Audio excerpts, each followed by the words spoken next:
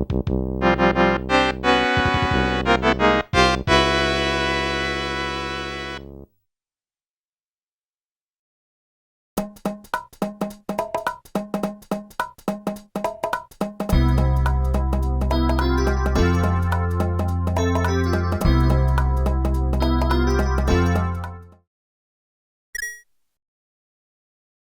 are games that people remember for mechanics, games that people remember for graphics, games that people remember because they were popular at exactly the right time. And then there are games that people remember because of how they sounded. Music in games does something strange. It becomes tied to movement, memory, failure, victory, in places that do not physically exist. Years later, a single track can bring back an entire world faster than graphics ever could. Great game music does more than just fill silence.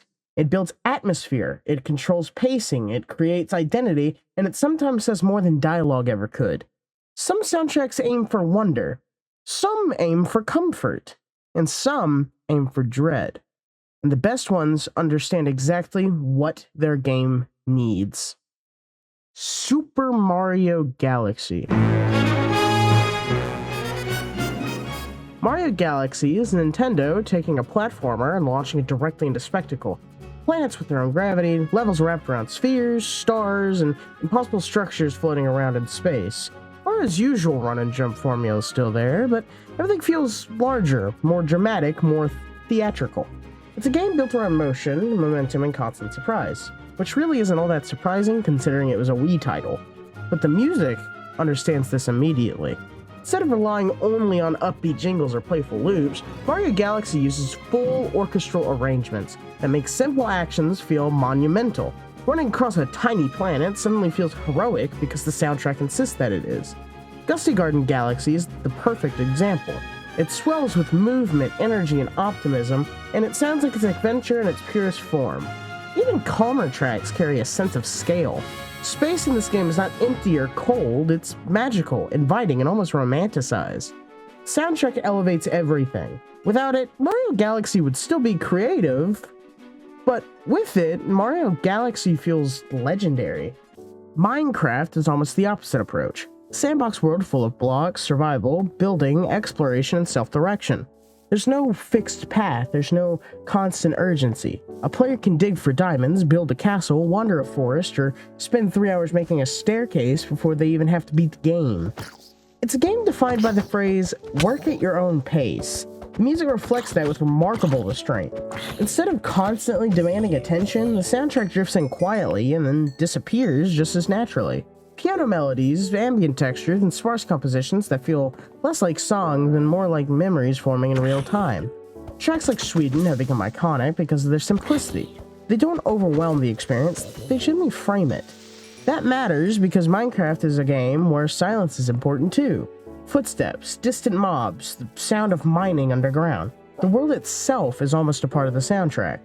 And when the music finally arrives, it feels earned. Project Zomboid.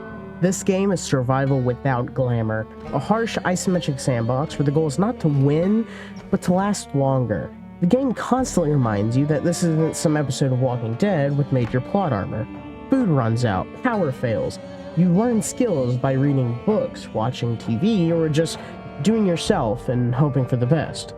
Eating a can of beans the wrong way or jumping a fence incorrectly can be all it takes to kill your character. One mistake can end weeks of progress.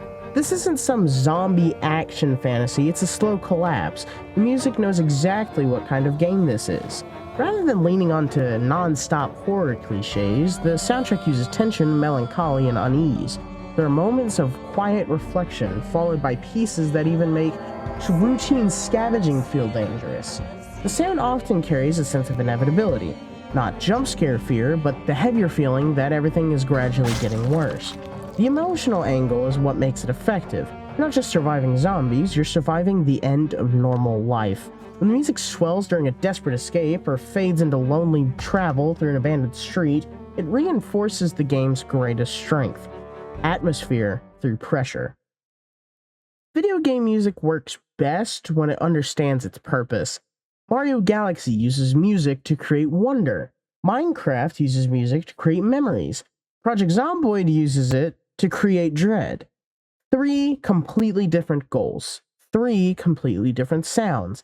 And that is what makes game music so effective as an art form. It's not locked into one style or one emotion, it adapts to the world around it and then becomes inseparable from that world afterward. Long after mechanics age and graphics outdate themselves, the music often remains untouched.